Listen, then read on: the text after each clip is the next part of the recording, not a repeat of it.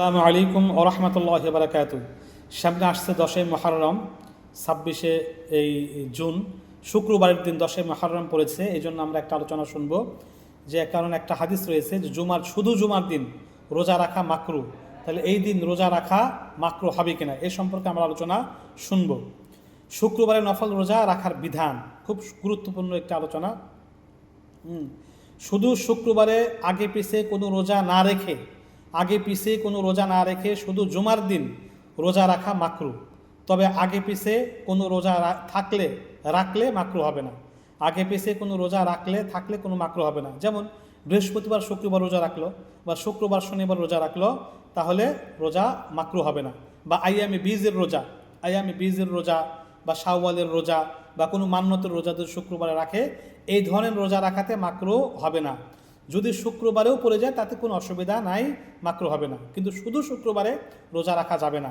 হাদিসে আসছে ক্বালান নবী সাল্লাল্লাহু আলাইহি ওয়াসাল্লাম লা ইয়াসুমু আহাদুকুম ইয়াউমুল জুমআহ ইল্লা আন ইয়াসুমা ক্বাবলাহু আও ইয়াসুমা বা'দাহু, যে শুধু শুক্রবারের রোজা তোমরা রাখবে না, একদিন আগে অথবা একদিন পরে মিলিয়ে রাখতে পারবে, শুধু শুক্রবারে রাখা উচিত নয়। অন্য হাদিসে আসছে মহানবী সাল্লাল্লাহু আলাইহি ওয়াসাল্লামের স্ত্রী হযরত জুয়াইরিয়া, তিনি বর্ণনা করেন যে আন জুয়াইরিয়া রাদিয়াল্লাহু আনহা قالت ان النبي صلى الله عليه وسلم دخل عليها يوم الجمعه وهي صائمه فقال اصمت امس قالت لا اتريدين ام تصومي غدا قالت لا قال فافطري, যে মহানবী সাল্লাল্লাহু আলাইহি ওয়াসাল্লাম হযরত জুয়াইরিয়া রাদিয়াল্লাহু আনহু ঘরে প্রবেশ করলেন, দেখলেন তিনি রোজা। আল্লাহ রাসূল বললেন, তুমি কি গতকাল রোজা রেখেছো? জুমার দিন প্রবেশ করেছেন? বলছে না। তিনি বললেন, তুমি কি আগামীকাল শনিবারে রোজা রাখার নিয়ত করেছো? যে না। আল্লাহ রাসূল বললেন ফাআফতিরি, তাহলে তুমি রোজা ভঙ্গ করো, ইফতার করো, রোজা ভেঙ্গে ইফতার করো। শুধু জুমার দিন আলাদাভাবে রোজা রাখা মাকরু, রোজা রেখো না। এই হাদিস দ্বারা এটা আমরা পেয়ে গেলাম। শুধু জুমার দিন নফল রোজা রাখা মাকরু কেন? শুধু জুমার দিন নফল রোজা রাখা মাকরু কেন? এর কারণ হলো এই দিন দোয়া জিকিরের দিন, দরুদের দিন। এই দিন বেশি বেশি দরুদ পাঠ করতে হয়, এই দিনে দোয়া কবুল হয়, এই দিন কোরআন তেলাওয়াতের দিন, সূরা কাহাফ তেলাওয়াত করতে হয়, এই দিন গোসল, জুমআ, খুতবা, আগে আগে মসজিদে যাওয়া ইত্যাদি মানে জিনিস থাকার কারণে, মানে যদি এগুলো করে, যদি রোজা রাখে, এগুলো করতে শ্রান্ত হয়ে ওই সমস্ত বিধিবিধান ঠিকঠাক মতো আদায় করতে পারবে না।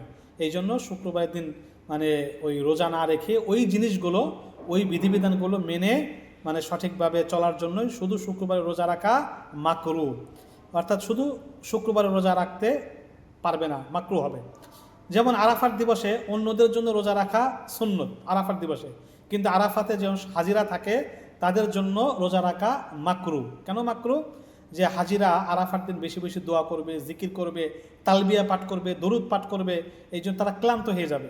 এই জন্য রোজা রাখলে ওইগুলো করতে পারবে না। ঠিক বিষয়টা একই রকম। আচ্ছা, আরেকটা কারণ হলো যে গরিবরা যারা হজ উমরা করতে পারে না, তাদের জন্য মহানবী সাল্লাল্লাহু আলাইহি ওয়াসাল্লাম এই জুমার দিনকে গরিবের হজের দিন, আনন্দের দিন বা আরাফার মতো নেকির দিন উল্লেখ করেছেন।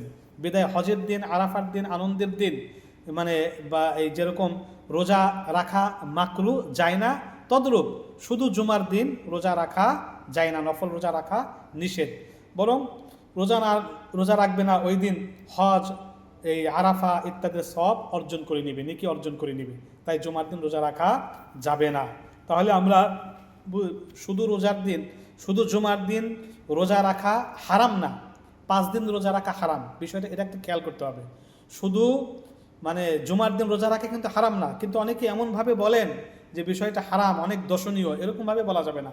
5 দিন রোজা রাখা হারাম, 5 দিনের মধ্যে জুমার দিন নাই, তাই রোজা রাখা মাকরু। শুধু জুমার দিন আলাদাভাবে একটা রোজা রাখা যাবে না, এর আগে পরে মিলিয়ে রাখা যাবে, জোর দিয়ে মানে মিলিয়ে রাখা যাবে, জোড়া করে আলাদা করে রাখা যাবে না। তবে একবারে নাজায়েজ হবে না। কেউ যদি রেখেই ফেলে অনেক ইমামের মধ্যে সে সব পেয়ে যাবে।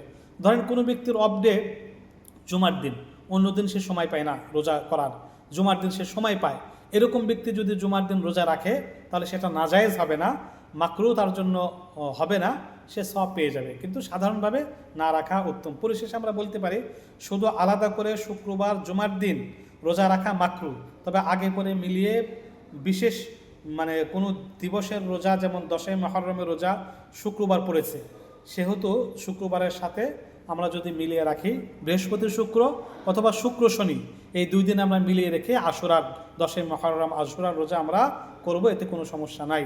আল্লাহ পাক রব্বুল আলামিন আমাদের এই মাসআলার উপরে বোঝার এবং আমল করার তৌফিক দান করুন। আমিন।